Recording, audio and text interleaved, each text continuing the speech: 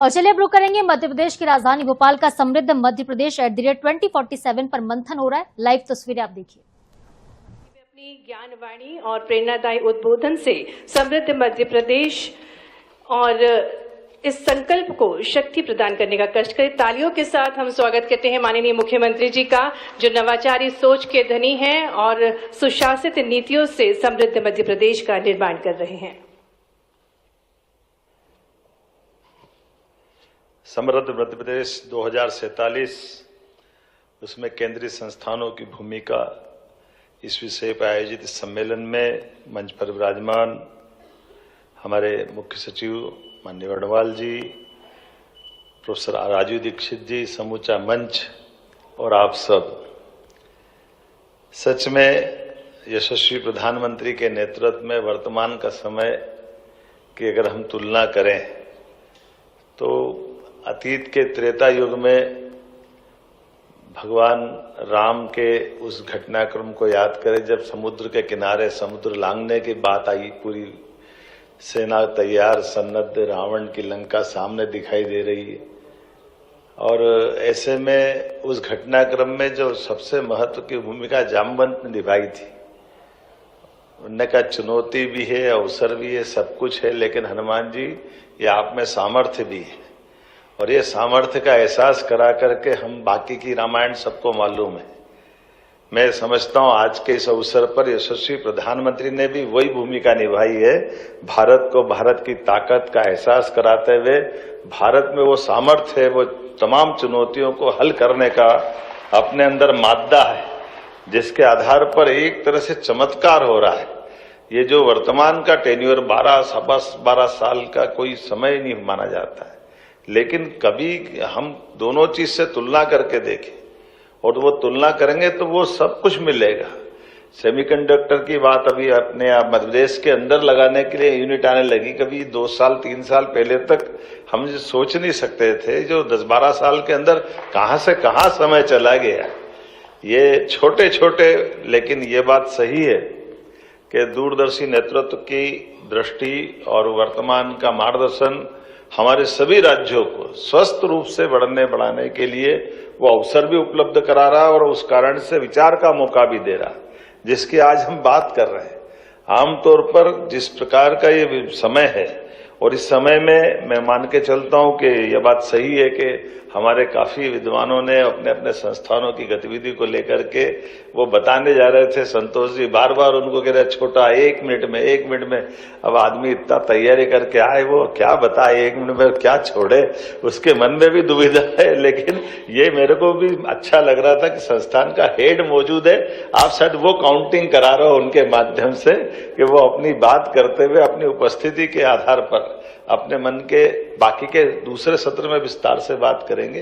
अच्छी बात है। मैं आप सबको मध्य प्रदेश सरकार की ओर से नमस्कार करता हूं, आपको बधाई देता हूं आपकी भूमिका के लिए। जब नमस्कार तुम कर रहा हूं तो दिल से अपने आप के अंदर जोड़ने का प्रयास भी आप करेंगे। थोड़ी सी देर लगी, लेकिन समझ में तो आ ही गया कि हमारे लिए उत्साहवर्धन के लिए 2 हाथ के बीच के आने वाली आवाज भी हमारे लिए समुद्र में ऊपर से नहीं, सामने से छलांग लगाने का मौका देती। कितना अच्छा लगता बदलते समय में, आज की दौर में जब हम बात कर रहे हैं, सच में ये कई प्रकार से हमारे देश की अतीत की वो सारी गौरवशाली अच्छाइयों की बात करें, वो अपनी बात है, लेकिन आज के समय में भी कितनी, केवल तुलना करो, 2-3-4 बातों को बताऊंगा, लंबी बात तो नहीं करूंगा। आपने देखा हो कि देश आजादी के समय घटनाक्रम दुनिया के अंदर भी देखेंगे। एक इजराइल जैसा देश जो हमारे 1 साल बाद आजाद होता दिखाई दे रहा, वो 48 की बात है। जर्मनी, जापान और बाकी सब हालत क्या हुई हमको मालूम है। जापान तो क्या तबाह हुआ सेकेंड वर्ल्ड वॉर में, छिपा हुआ नहीं, अमेरिका के परमाणु बम के बाद। लेकिन जापान, इजराइल, खुद हमारा ये पड़ोसी देश, और तमाम प्रकार से आप कभी देखो, कल्पना करो, तुलनात्मक रूप से कुछ समय पहले तक पाकिस्तान की इकोनॉमी भारत से अच्छी मानी जाती थी।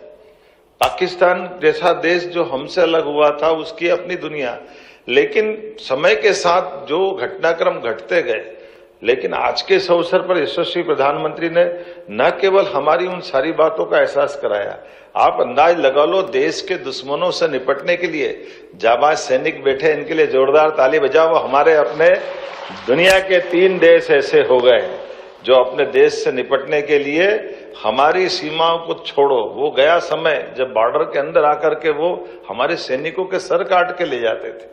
बड़ा कठिन और चुनौती का दौर था, लेकिन आज वो दौर बदला है। हमने हर प्रकार से, थल में, जल में, हवा में, सब प्रकार से, और अब तो नई ड्रोन टेक्नोलॉजी के माध्यम से युद्ध का भी स्वरूप बदल गया।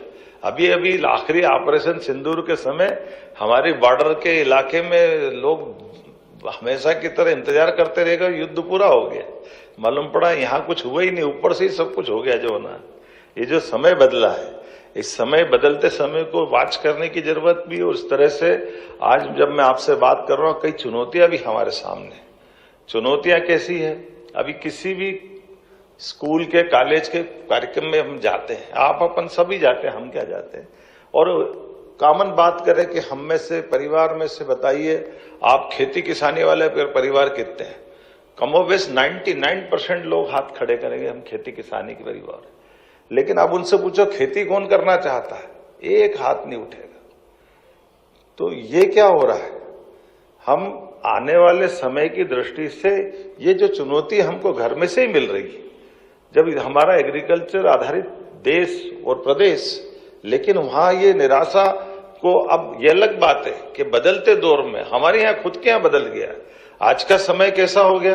अगर मैं मध्य प्रदेश की संसाधन की दृष्टि से देखूं तो 55 साल में 1956 में मध्य प्रदेश आजाद हुआ और मध्य प्रदेश बना है, और 2002-03 तक इरिगेटेड एरिया केवल 7.5 लाख हेक्टेयर था, और 7.5 लाख हेक्टेयर में 55 साल लग गए। और ये वही स्थिति जैसे गेहूं के उत्पादन में और बाकी समय पे विदेश पे हमारी निर्भरता है। लेकिन समय कितना तेजी से बदला, और अपने इस वर्तमान के समय को जानते पहचानते हुए कि आज की स्थिति में मध्य प्रदेश के अंदर जो हमने नदी जोड़ो अभियान का नया प्रयोग किया है, वाकई प्रधानमंत्री जी को धन्यवाद देना चाहेंगे, जिनने इरिगेटेड एरिया बढ़ाने के लिए नदी के संसाधन प्राकृतिक रूप से भले ही हो, लेकिन इनकी जल रचनाओं का लाभ हमको अपने राज्य में क्यों नहीं उठाना चाहिए?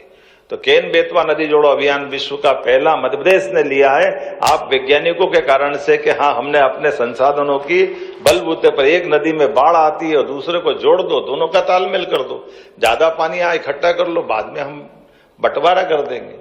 तो स्वस्थ प्रतिस्पर्धा भी राज्यों के बीच, अदरवाइज हमने तो केरल, कर्नाटक, आंध्र, तमिलनाडु में लोगों को मरते देखा है। आज समय कैसा आ गया, मिल करके काम करने का, स्वस्थ प्रतिस्पर्धा।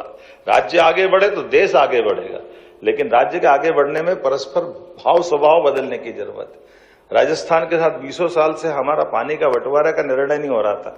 अब सबको मालूम है राजस्थान पानी की कमी का एक बहुत बड़ा कारण से उसका विकास कहने का अटकता है, लेकिन पीकेसी योजना के माध्यम से हमने पार्वती काली सिंह चंबल योजना का जल देकर 15 जिले उनके, 15 जिले हमारे।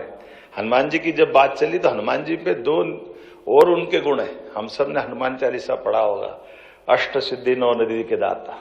तो ये अष्ट सिद्धि और 9 निधि की बात अगर अपन करें तो आज के समय के हिसाब से अगर मैं इसको देखूं तो आपको ध्यान में आएगा, आज हमारी अपने इस वर्तमान के समय की दृष्टि से अब हमारे लिए सच में मध्य प्रदेश की दृष्टि से तो हमारे पास जो अष्ट सिद्धि से 9 निधि की तरफ से कुशल बनाता है, मैन्युफैक्चरिंग, प्रदेश को ग्लोबल मैन्युफैक्चरिंग हब बनाता है, रिसर्च, एआई और पब्लिकेशन से पेटेंट तक का रोड मैप, इनोवेशन, इंफ्रास्ट्रक्चर, नवाचार, अधोसंरचना की बात करते हैं तो आधुनिक, सुदृढ़ और डिजिटल इंफ्रास्ट्रक्चर के विकास के लिए बड़ी संभावना है।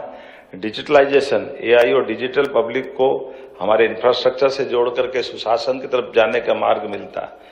और इसी प्रकार से डेवलपमेंट, ह्यूमन कैपिटल, आत्मनिर्भरता, ये प्रत्येक क्षेत्र में, और इसी के साथ साथ भविष्य की दृष्टि से हमारे अपने राज्य के अंदर विकास की संभावना में रोजगार, निवेश, उत्पादन, निर्यात, उद्यमशीलता, नवाचार, सुशासन, क्षेत्रीय असंतुलन को संतुलित करते हुए समावेशी विकास की तरफ बढ़ने के लिए ये दोनों प्रकार से हम बढ़ेंगे तो निश्चित रूप से आज के समय में मध्य प्रदेश के साथ भारत सरकार के संस्थानों ने जो अपनी मौजूदगी दिखाई और भविष्य का रोड मैप लेकर आए, मैं आप सबको भी बधाई देना चाहूंगा।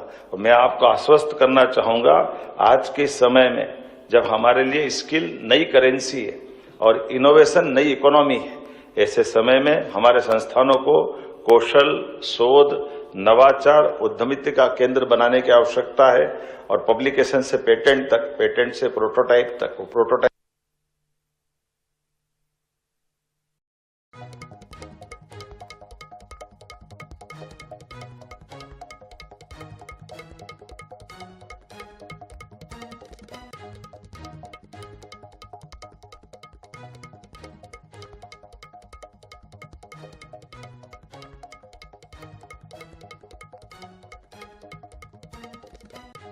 $2047 पर यहाँ पर मुख्यमंत्री डॉक्टर मोहन यादव का संबोधन। भोपाल से आप ये लाइव उन्हें सुन पा रहे थे। समावेशी विकास पर यहाँ पर मंथन चल रहा है। समृद्ध मध्य प्रदेश 2047 पर मंथन किया जा रहा है। सीएम ने किया कॉन्क्लेव का शुभारंभ।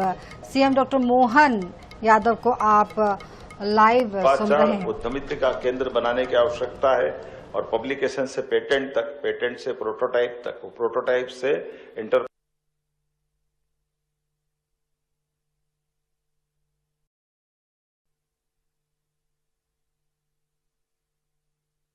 समावेशी विकास पर मंथन यहाँ पर किया जा रहा है। समृद्ध मध्य प्रदेश 2047 पर मंथन। सीएम डॉक्टर मोहन यादव ने इस कॉन्क्लेव का शुभारंभ किया है। तो तस्वीरें आप देख पा रहे हैं और सीधे आप उन्हें सुन भी पा रहे हैं। समावेशी विकास को लेकर के, समृद्ध मध्य प्रदेश को लेकर के आज ये मंथन किया जा रहा है। भोपाल में समृद्ध मध्य प्रदेश 2047 पर मंथन। सीएम डॉक्टर मोहन यादव ने कॉन्क्लेव का शुभारंभ किया है। केंद्रीय संस्थाओं और अधिकारियों के बीच समावेशी विकास पर बनेगी कार्य योजना।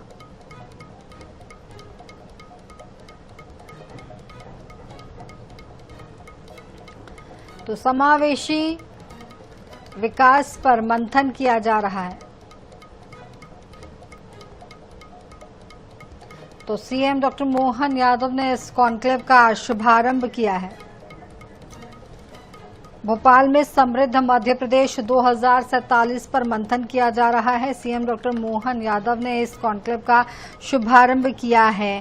केंद्रीय संस्थाओं और अधिकारियों के बीच समावेशी विकास पर इस कॉन्क्लेव में कार्य योजना बनेगी।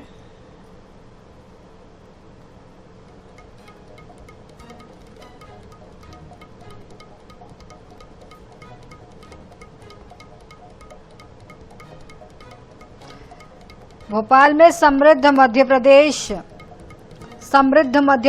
2047 पर मंथन। सीएम डॉक्टर मोहन यादव ने कॉन्क्लेव का शुभारंभ किया।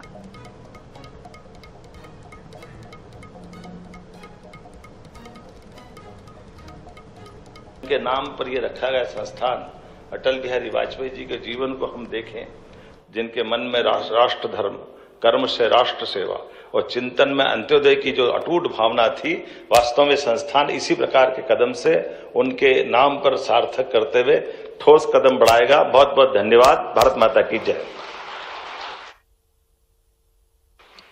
बहुत बहुत धन्यवाद माननीय मुख्यमंत्री जी, आपकी दूरदृष्टि सोच हम सभी से साझा करने के लिए। और अब हम कार्यक्रम में उन संस्थानों के प्रतिनिधियों को मंच पर आमंत्रित करेंगे जिन्होंने आज ज्ञापन को आदान प्रदान किया है AIGGPA के मध्य।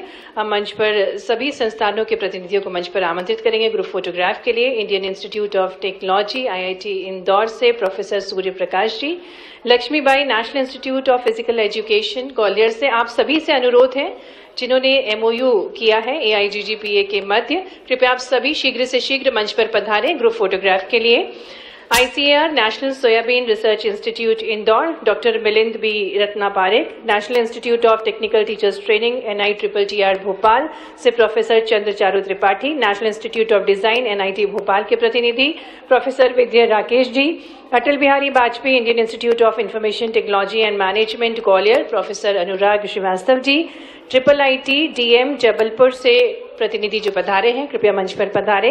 Indian institute of information technology Bhopal IIIT से professor Ashutosh Kumar Singh ji, CSIR advance material and process research institute AMPRI Bhopal से doctor Thalada Bhaskar ji, school of planning and architecture SPA Bhopal से professor Kailasa Rao MG, national forensic science university Bhopal से professor Satish Kumar director, prestige institute of management and research doctor Deepak Jarolia ji, आप सभी मंच पर हैं।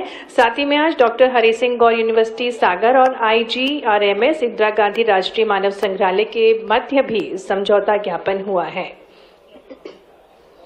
ये समझौता ज्ञापन अटल बिहारी वाजपेयी सुशासन एवं नीति विश्लेषण संस्थान और विभिन्न केंद्रीय वित्त पोषण संस्थानों के बीच शोध, नवाचार, क्षमता निर्माण और ज्ञान विनिमय एवं प्रौद्योगिकी के क्षेत्र में सहयोग और अधिक सुदृढ़ करेंगे। एक बार आपकी जोरदार तालियों के साथ ये बहुत महत्वपूर्ण कदम है इस कॉन्क्लेव को संपन्न बनाने के लिए, समृद्ध मध्य प्रदेश 2047 की लक्ष्य की प्राप्ति के लिए। सभी प्रतिनिधियों को हम शुभकामनाएं प्रेषित करते हैं और ये ग्रुप फोटोग्राफ माननीय मुख्यमंत्री जी के साथ क्लिक कराई जा रही है। सभी संस्थानों के प्रमुख हमारे साथ मंच पर हैं, अधिकृत प्रतिनिधि मंच पर हैं और अब आभार प्रस्तुतिकरण के लिए मैं आमंत्रित करती हूं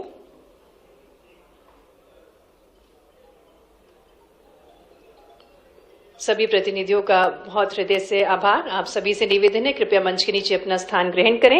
आभार प्रस्तुतिकरण के लिए आमंत्रित है स्वरोचिषा सोमवंशी जी, निदेशक AIGGPA, कृपया आप पधारें और आभार प्रस्तुत करने का कष्ट करें। आदरणीय श्री स्वरोचिष सोमवंशी जी।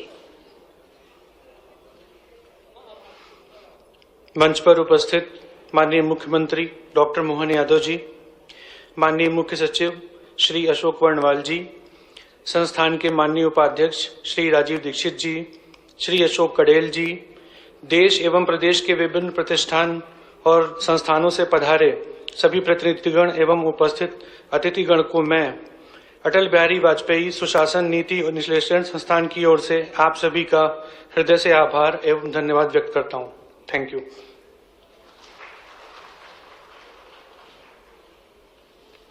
बहुत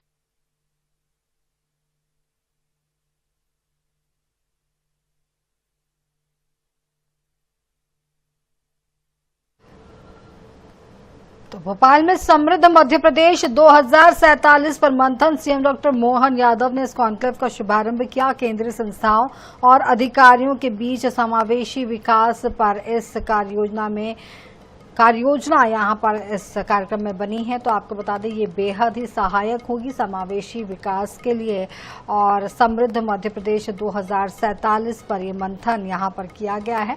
और आप तस्वीरें यहाँ से सीधी तस्वीरें आप देख पा रहे हैं। सीएम डॉक्टर मोहन यादव को आपने अभी लाइव भी सुना। भोपाल में समृद्ध मध्य प्रदेश को और विकसित और संपूर्ण समृद्ध बनाने का ये प्रयास है।